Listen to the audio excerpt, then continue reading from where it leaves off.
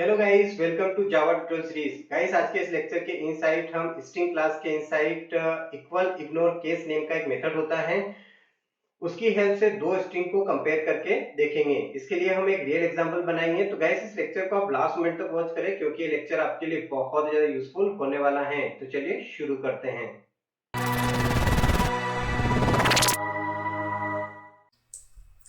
सबसे पहले मैं पहला स्ट्रिंग ले लेता हूं अमन नेम से,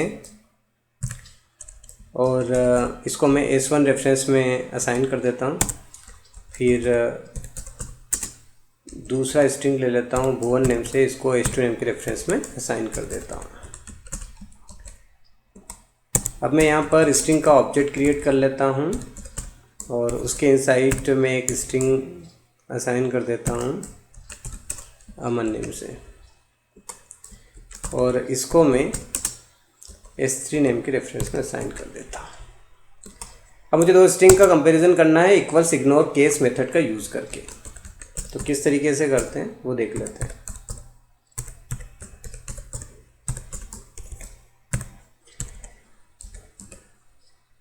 S1 से मैं कॉल करूँगा इक्वल्स इग्नोर केस मेथड को, और इसके दूसरे आर्ग्यूमेंट में उस स्ट्रिंग को रखूँगा जिसके साथ कंपैरिजन करना है। तो मुझे S2 के साथ करना है, यानी कि मैं अमन को कंपेयर कर रहा हूँ भुवन के साथ में। तो सीधी सी बात है, दोनों स्ट्रिंग अलग अलग है, तो ये फॉल्स रिटर्न करेगा।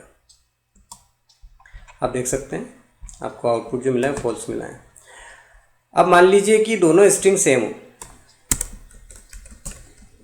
तो ये ट्रू रिटर्न करेगा इस तरीके से। इसकी खासियत ये होती है कि ये अपर केस और लोअर केस दोनों को सेम मानता है, अलग अलग नहीं मानता। यानी कि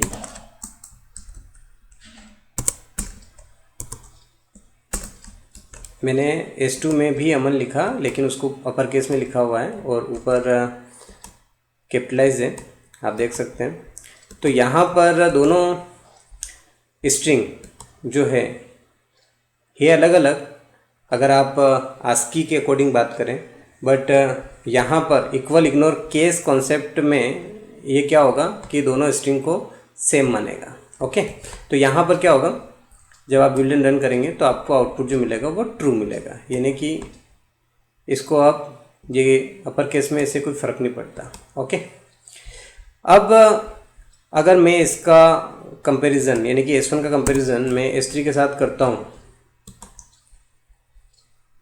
तो ये ट्रू रिटर्न करेगा, क्योंकि ये ऑब्जेक्ट के साथ भी कंपैरिजन कर लेता है इस तरीके से।